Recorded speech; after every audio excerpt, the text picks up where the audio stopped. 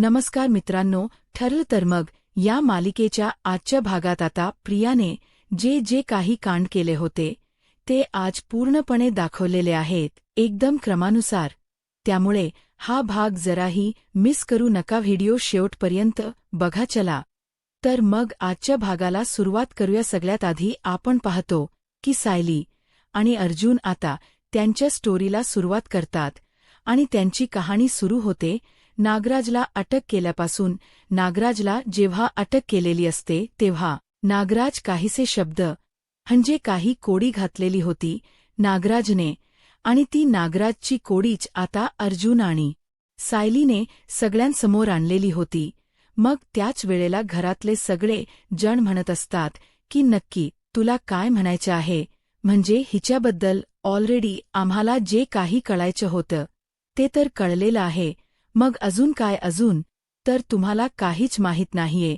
मी आता तुम्हाला एक एक करून सगळ्या काही गोष्टी सांगते असं देखील आता म्हटलं जातं. आणि मग आता नागराजच्या कोड्याबद्दल सगळ्यात आधी सांगितल्यानंतर जे कोड होतं ते कोड उलगडायचा आम्ही प्रयत्न केला आणि ते कोड उलगडल्यानंतर आमच्या हाती बरेच पुरावे लागले. म्हणजे एका रात्रीत आम्ही दोघंही जण बसलो होतो. नागराजचं कोड आम्ही आठवत होतो. त्यावर प्रतापही म्हणतात की हो, मीही ऐकलं होतं नागराजचं कोड, पण त्यावेळेला मला काही कळलं नाही हो. मग आम्हालाही त्यावेळेला कळलं नव्हतं बाबा, पण आम्ही ना रात्रभर या सगळ्या गोष्टींचा विचार केला का, तर आम्हाला हे कोड जाणून घ्यायचं होतं नेमकं काय आहे ते. आपल्या घरात अशी कोण व्यक्ती आहे की जी आपल्याला फसवते आणि आपल्याशी खोट बोलते. त्यामुळे आम्ही या सगळ्या गोष्टीचा पाठपुरावा केला. तेव्हा आमच्या लक्षात आलं की आपल्या घरात एकच व्यक्ती आहे जी आपल्याला फसवते, ती म्हणजे रिया. मग त्या दिवशी आम्हाला प्रियावर संशय आला. मग आम्ही विचार केला की प्रियाबद्दलची सगळी पडताळणी करायची. प्रियाबद्दलची सगळी पडताळणी करायचं ठरवल्यावर ते सगळं काही सोपं नव्हतं. आमच्यासाठी बरीच आव्हानं होती. आम्हाला फक्त 1-2 पुरावे नको होते. आम्हाला बऱ्याच गोष्टी ज्या आहे त्या हव्या होत्या जेणेकरून आमच्या समोर सत्य येईल.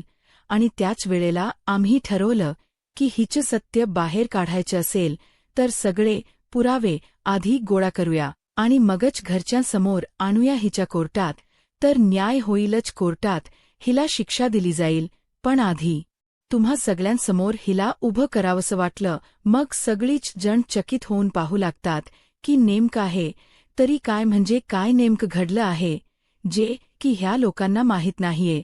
त्यावर अर्जुन आणि सायली म्हणतात की तुम्हाला अजूनपर्यंत अपूर्ण सत्य माहिती आहे, सगळं सत्य जाणून घ्यायचं अजूनही बाकी आहे. त्यामुळेच आता तुम्हाला एक एक कथा आम्ही सांगतो की आम्ही या सगळ्या गोष्टींचा शोध कधी घेतला. प्रिया या वेळेला खूप जास्त घाबरलेली असते. प्रियाला आता कळत नसतं की काय बोलावं ते, कारण आता तिला कळून चुकलेलं असतं की आपलं सगळं सत्य या समोर आलेलं आहे. म्हणून तर ही लोक एवढं माझ्याबद्दल बोलतायत. त्यातच आपल्याकडे होळीच्या दिवशी प्रतिमा आत्यांना चक्कर आली होती. प्रतिमा आत्यांना बरं नव्हतं म्हणून त्यांना हॉस्पिटलाइज करण्यात आलं. जेव्हा प्रतिमा आत्यांना हॉस्पिटलमध्ये ठेवलं गेलं तेव्हा प्रतिमा आत्यांना त्रास होत होता. त्यांना रक्ताची गरज होती.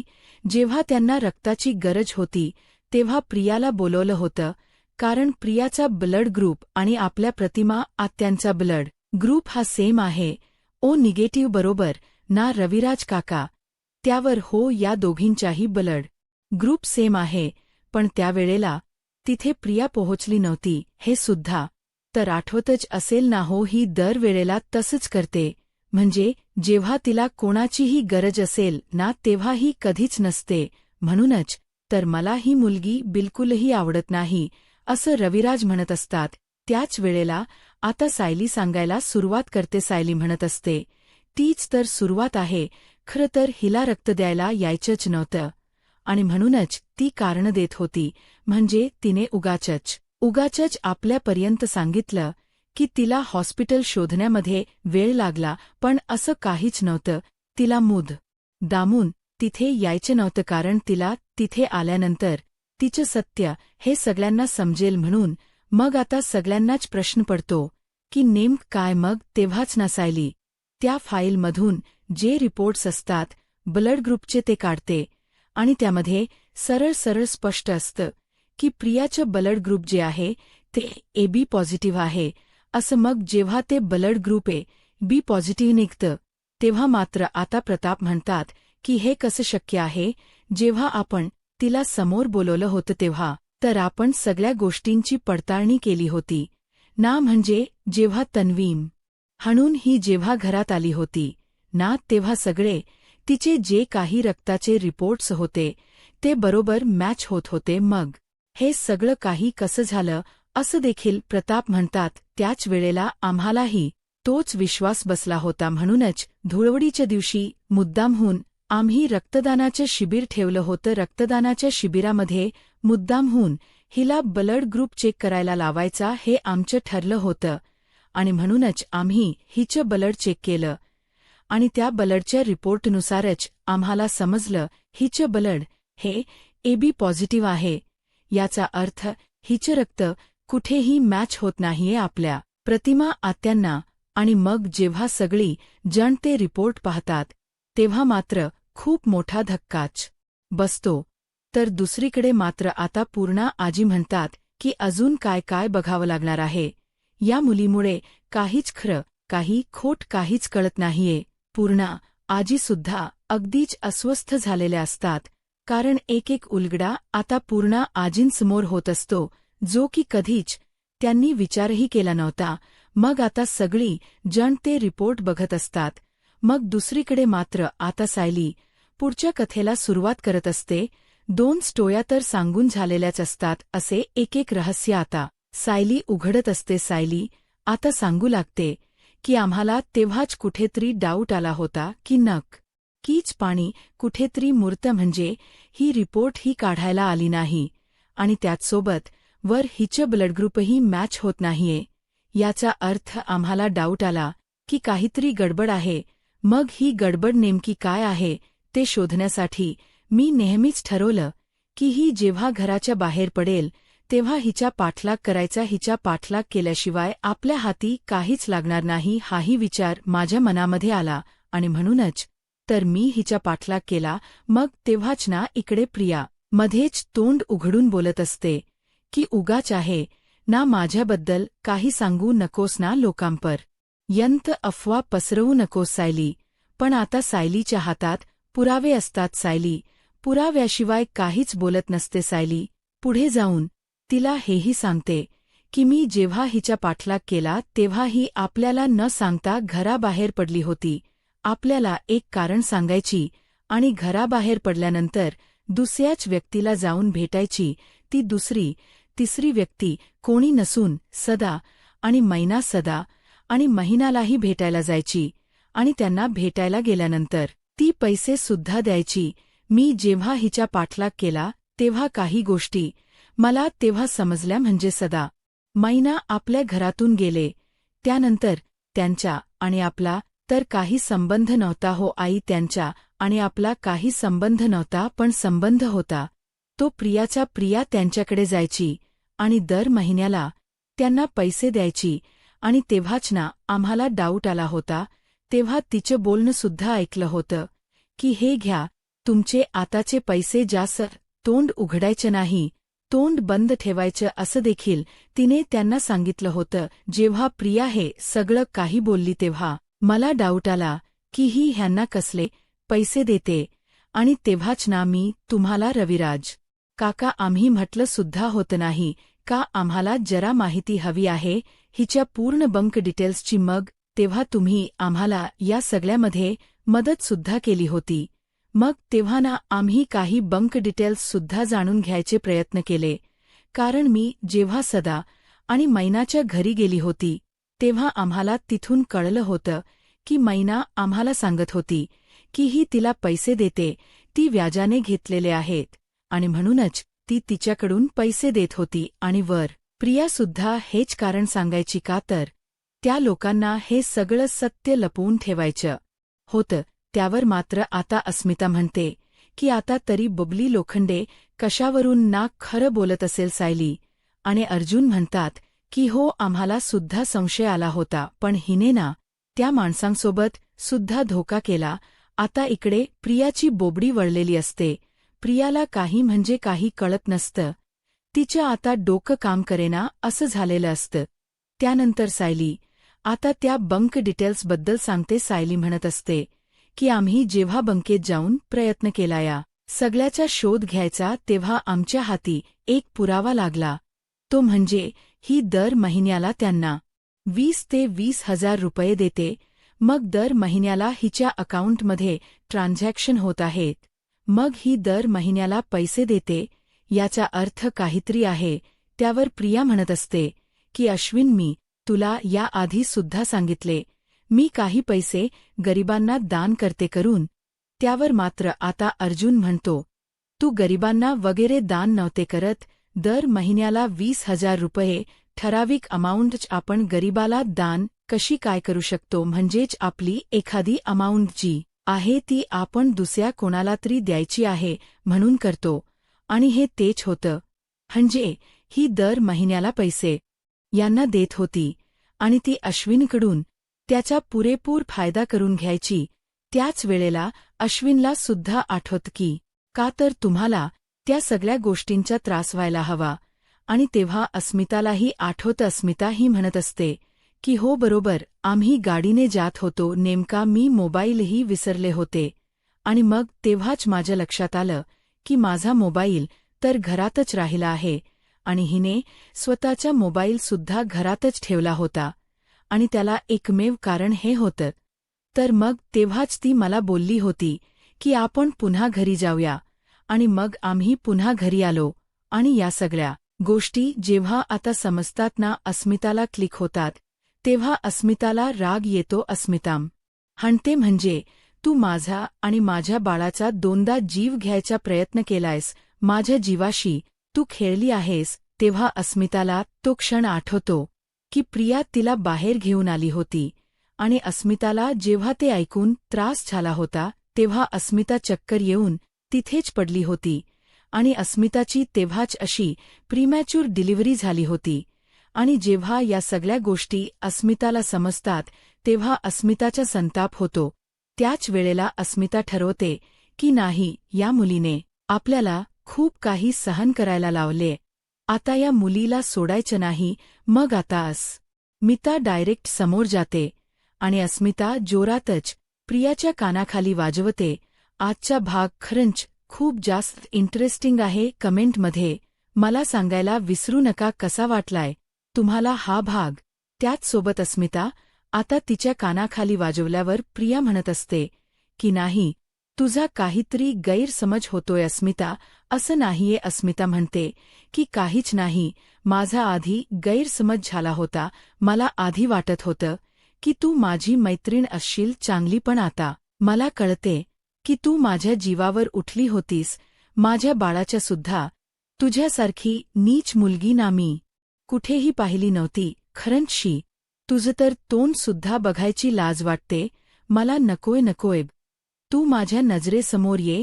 असं आता अस्मिता बोलते. पण अस्मिताने प्रियाच्या जोरदार कानाखाली लगावून दिलेली असते. त्यामुळे प्रियाला आता या सगळ्या गोष्टी सहन कराव्या लागत असतात. कारण तिने जे काही पाप केले आहे ते अक्षरशः समोर आलेली असतात. आणि त्यामुळेच ना आता त्रास होत असतो. दुसरीकडे आता अस्मिता जी आहे ती मात्र आता मागे राहून उभी राहते. आणि तेव्हाच ना इकडे दुसरीकडे मात्र आता सायली म्हणत असते की ही एवढ्यावरच थांबली नाही, ही अजून बरेच प्रयोग आपल्याला बघायचे आहेत. आणि त्याच वेळेला आता सायली पुढचं सुद्धा सांगू लागते. अस्मिता ताईंच्या डिलिव्हरीच्या वेळेला मी आणि अर्जुन हॉस्पिटलमध्ये होतो. आणि त्याच वेळेला आम्हाला सनी नावाचा वॉर्ड बॉय भेटला. जो वॉर्ड बॉय होता तो नुकताच कामाला लागला होता. पण तो सनी होता ना, तो प्रियाचा बॉयफ्रेंड होता. प्रियाचे लग्नाआधी बरेच अखेर होते. त्या वेळेला आम्ही जेव्हा त्याला भेटलो तेव्हा आम्हाला त्याने बऱ्याच काही गोष्टी सांगितल्या. म्हणजेच हिने पैशांसाठी किती मुलांना फिरवलं आहे, किती मुलांचा वापर केलाय, त्या सगळं या काही गोष्टी. आणि त्याने तसे पुरावे सुद्धा आम्हाला दिले. त्या दिवशी आई बाबा तुम्हाला आम्ही दाखवलं होतं नाही का हे त्यांच्यासोबतचे खोटो. मग आता सायली ते सुद्धा पुरावे बाहेर काढते आणि जेव्हा अर्जुन ते पुरावे रविराजांकडे घेऊन जातो तेव्हा रविराज म्हणतात की मला ते काहीच दाखवू नकोस, मला नको दाखवूस, मला ते बघवतही नाहीये. असं बोलून रविराजांनी तोंड फिरवलेलं असतं. तर तेव्हाच ना आता पूर्णा आजी ते हातात घेतात. पूर्णा आजी तेव्हा हे सगळं काही बघतात तेव्हा तर आता त्यांना कंटाळा आलेला असतो. म्हणजे तिचे ते खोटो जाणी हे सगळं काही बघून इतकं विचित्र असतं ना त्यामध्ये की त्यांना ना आता खात्री पटलेली असते की काय हे किती ग्लिच्छ मुलीसोबत आपण राहतोय, म्हणजे हिने आधी काय काय करून ठेवलं आहे. मग दुसरीकडे मात्र आता अर्जुन सायली म्हणत असतात की हे तर असंच आहे, हिने बॅच मुलांना फसवलं आहे फक्त पैशांसाठी, तिने मुलांचा वापर केलाय.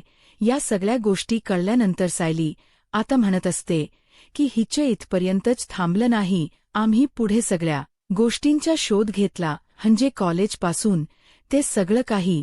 तेव्हा सुद्धा बॅच गोष्टी हाती लागल्या.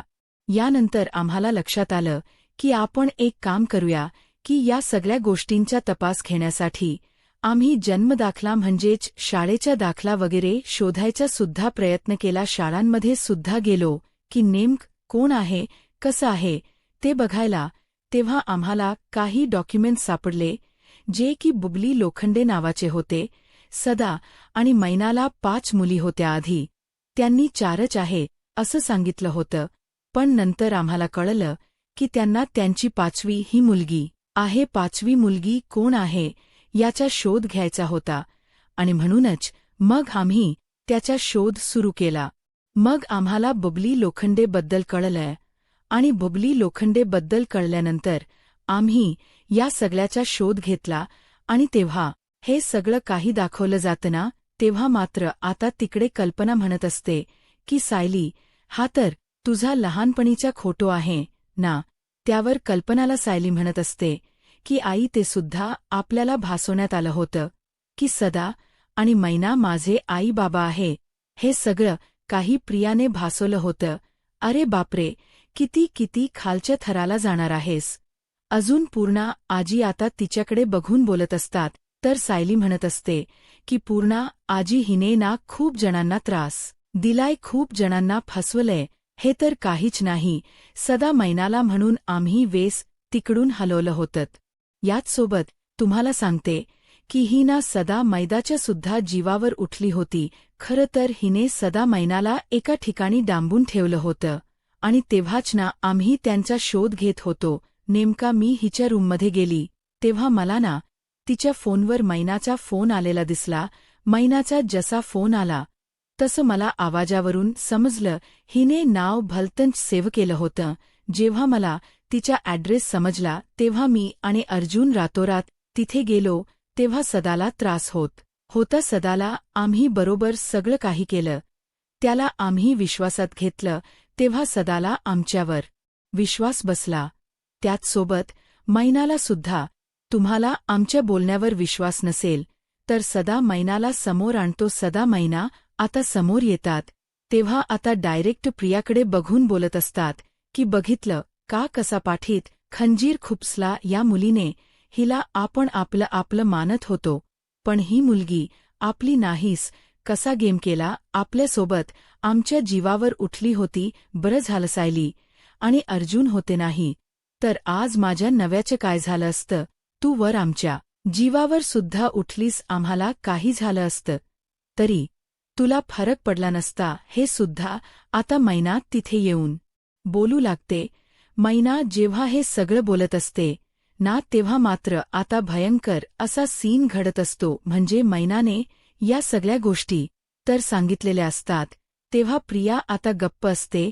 मैना म्हणत असते की हिने आम्हाला फसवलं आहे, आमची मुलगी असून सुद्धा आम्हाला एवढ्या सगळ्या गोष्टींसाठी तर सवलं. अशी मुलगी असण्यापेक्षा ना नसलेलीच बरी. आता मैना आणि सदा असं बोलतात तेव्हा सगळ्यांच्याच तोंडावर अगदीच 12 वाजलेले असतात. म्हणजे मैना आणि सदा काय बोलतायत ह्यांची मुलगी म्हणून तेव्हाच ना डाऊट येत असतो.